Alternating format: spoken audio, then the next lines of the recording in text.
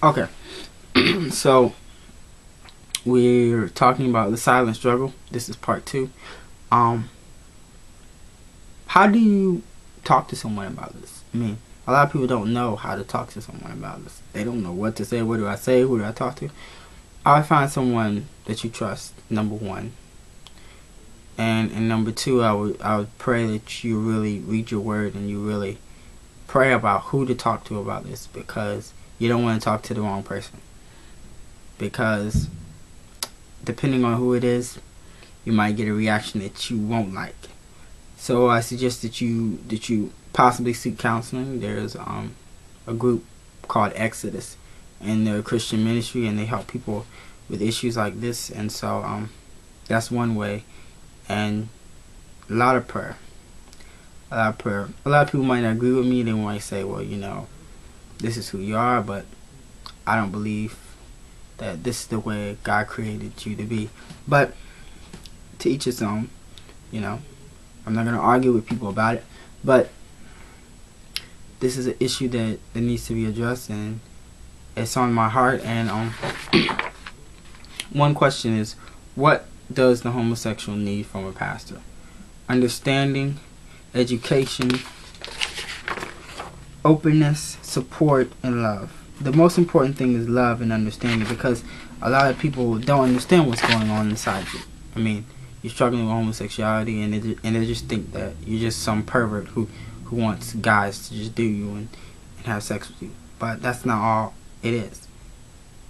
And that's all people think about. It's just perverted. That's just nasty. But there's so much more that goes on inside a person, and a lot of times it's a lot of emotional and psychological, and still there's still that sin component, but it's also a lot of psychological, and there's a lot of emotional part to it. So we just need to pray and seek understanding from each other. And like I said again, love is the very most important thing. We're going to go to 1 John 4:20. And this is important. It says, those who say I love God and hate their brother or sister are liars. For those who do not love a brother or sister whom they have seen cannot love God whom they have not seen. Now, they're just not talking about your brother and your sister in your house. They're talking about the people that you meet, the people that you come in contact, the people that are in your church. And to close, I want to say this.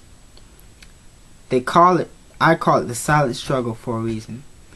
Because the enemy wants people to be silent. Because as long as you're silent, no one knows. He can keep beating you up about it. You can keep struggling. But once it's out in the open, you can really deal with it. Because here's an analogy. If something's hidden in the dark, no one knows about it. But once it's uncovered, it's exposed, and it can be dealt with. But as long as it's in the dark, it can't be dealt with.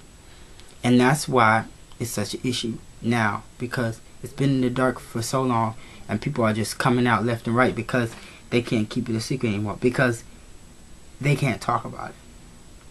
So I want to encourage you to email me, and I have a website. It's called www.throughtheeyesofalittleboy. It discusses all kind of issues that men face and stuff.